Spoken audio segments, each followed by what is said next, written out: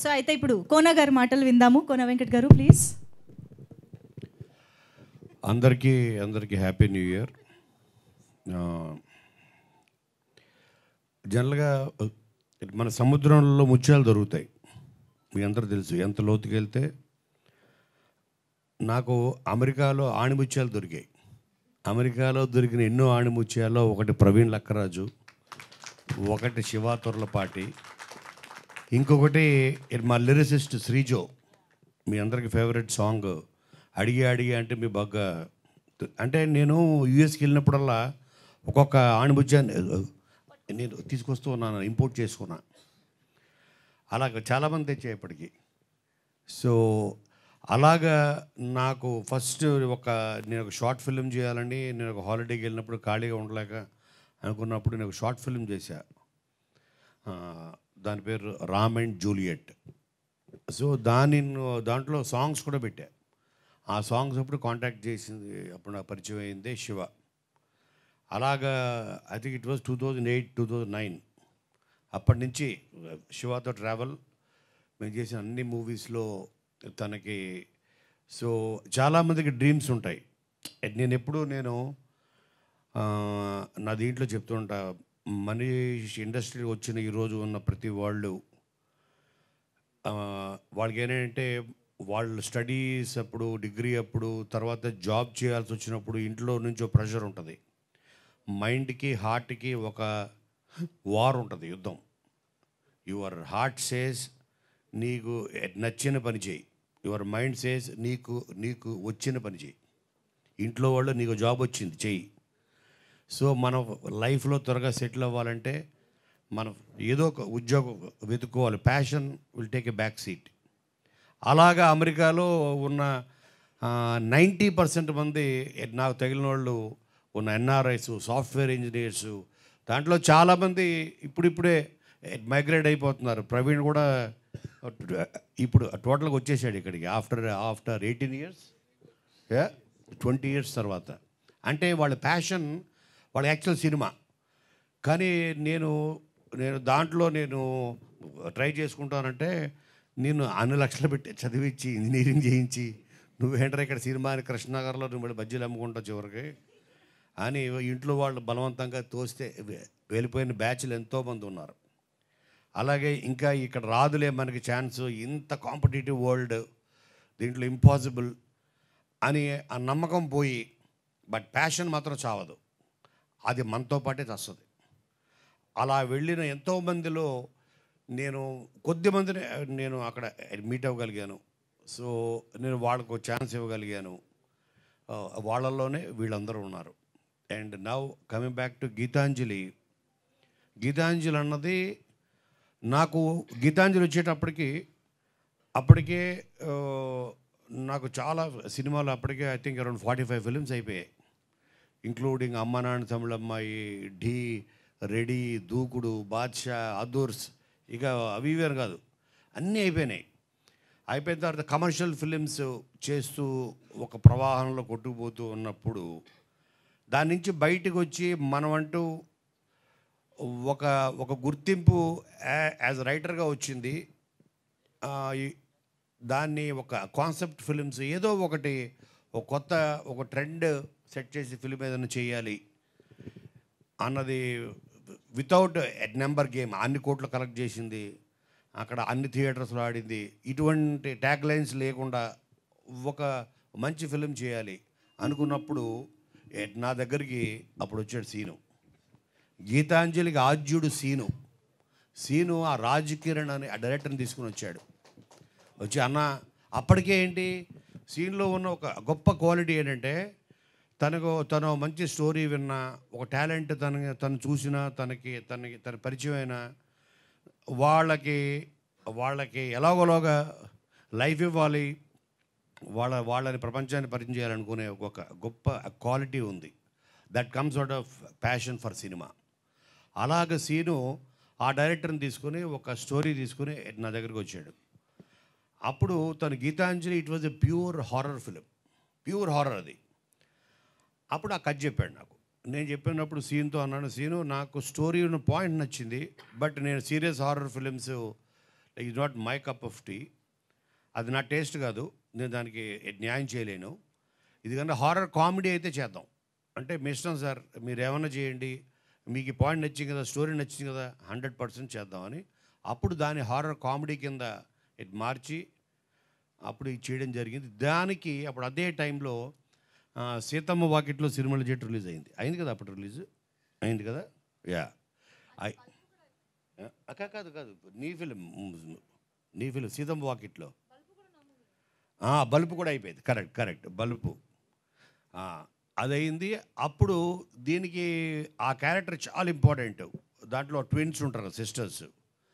So ఆ క్యారెక్టర్కి చాలా ఇంపార్టెంట్. అప్పుడు అదే టైంలో మేము కలిసి చేసిన first film I think bulb cinema. దానికి నేను స్టోరీ డైలాగ్స్ ఇవ్వడం జరిగింది.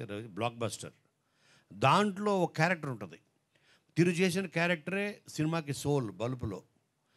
సో తన వల్లే ఆ స్టోరీ పుట్టింది, ఆ క్యారెక్టర్ వల్లే రవితేజ్కి ఒక గోల్ వస్తుంది, అదే బలుపు.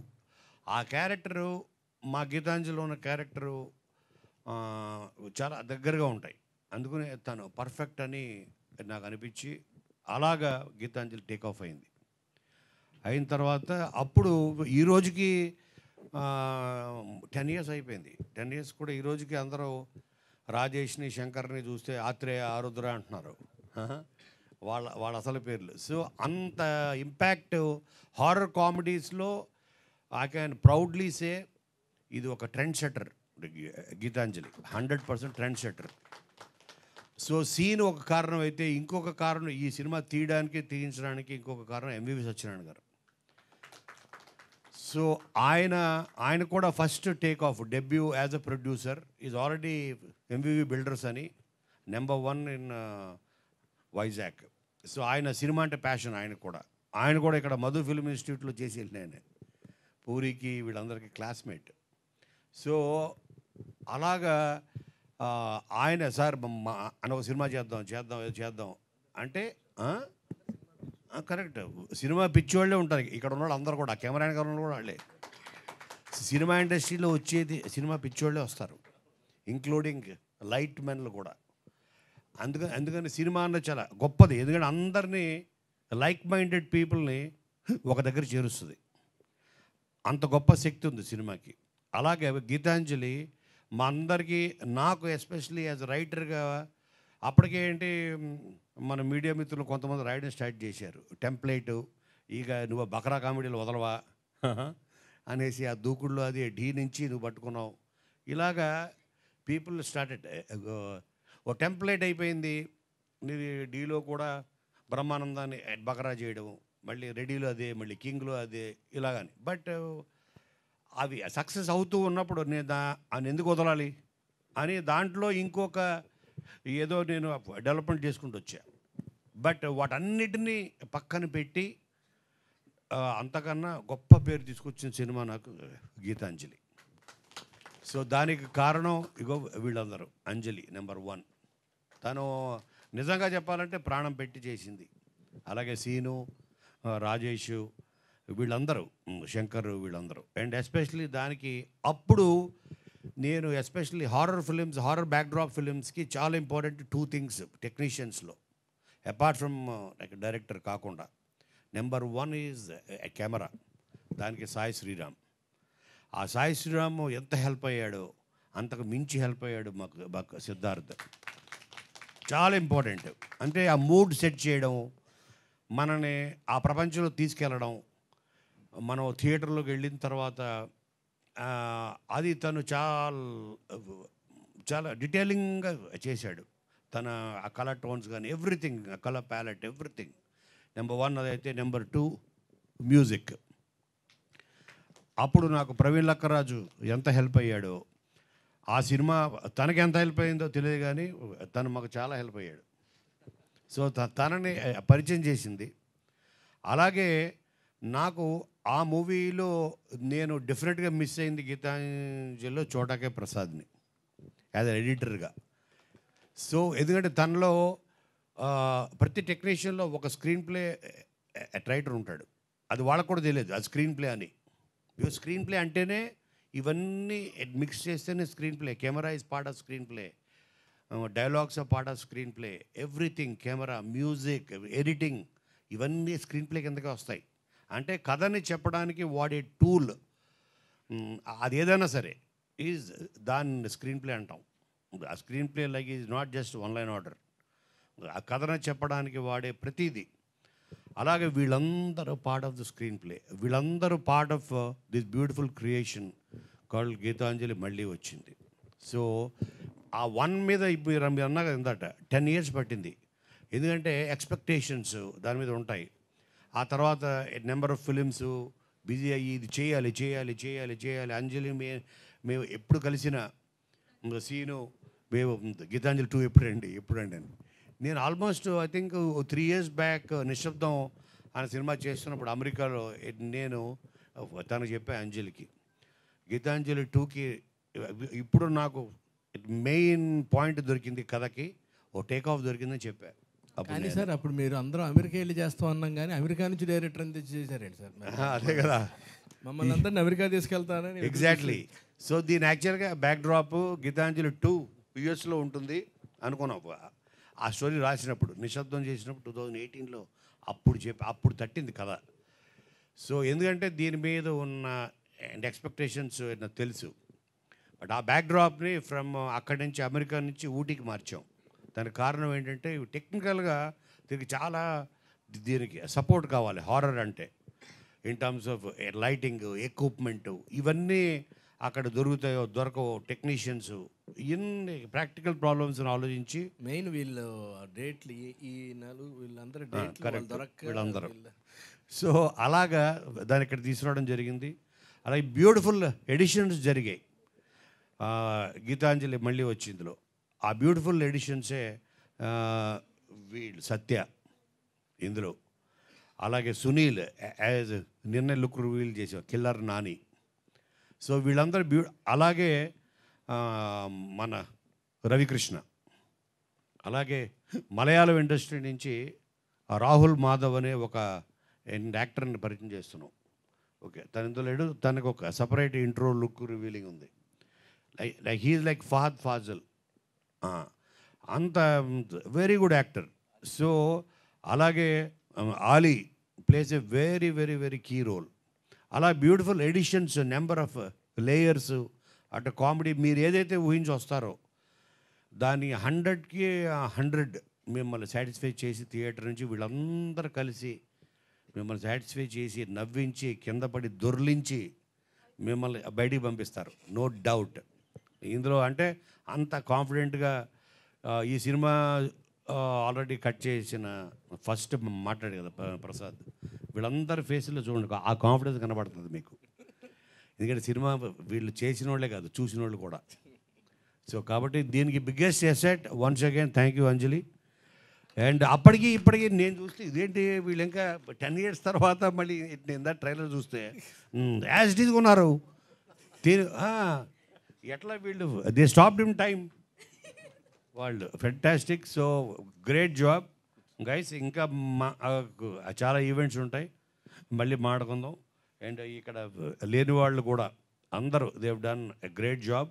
వీళ్ళందరినీ షూటింగ్లో మేము ఆ కెమెరా ముందు తీసుకురావడమే కష్టం అనుకుంటే ఈవెంట్స్ తీసుకురావడం ఇంకా కష్టం అర్థమైంది.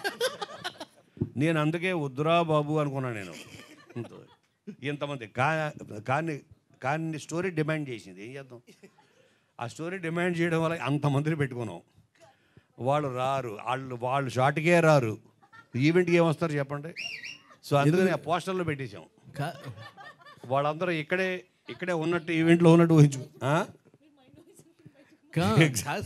మైండ్ కాదు కాదు, మీరు షార్ట్కు రారంటే మేము టైం పాస్ చేస్తాం సార్. మీరు అంతమంది కూర్చొని ఆయన్ని పిలిచి ఎన్ని పిలిచి కూర్చొని అంతమంది అందరికి కాదు, నువ్వు ఫస్ట్ వస్తావు కూర్చోవచ్చు. సో కాబట్టి చాలా అల్లరల్లరగా జరిగింది. మీరు చూడండి ఇందులో ఉన్న ప్రతి క్యారెక్టర్, ఆలీ, సునీల్, సత్య ఎస్పెషల్, వీళ్ళందరూ ఎక్స్ట్రాడినరీ రోల్స్. ఇంకో character Ravishankar, he played a terrific character. Ravishankar, Sai Ravi అంటాం కదా తను. సో అలాగే ఈ సినిమా మా శివకి చాలా పెద్ద బ్రేక్ అవుతుంది అని నేను బలంగా నమ్ముతున్నా. ఎందుకంటే శివ యాక్చువల్గా తను ఒక సినిమా డైరెక్ట్ చేస్తానని నన్ను ఎవ్రీ వీక్ ఒకసారి కాల్ చేసి, సార్ ఓ స్టోరీ ఉంది చేసుకుంటా ఉన్నాడు తను నేను చెప్పనా అని. నేను సరే ఆఫ్టర్ 6 months తర్వాత నేను అన్నాను, నువ్వు నాకు చెప్పొద్దు, నేనే చెప్తాను నీకు ఒక స్టోరీ అన్నా. నువ్వు డైరెక్ట్ చేయాలనుకుంటున్నావు కదా, నేనే ఒకటి చెప్తా వినరా అన్నాను.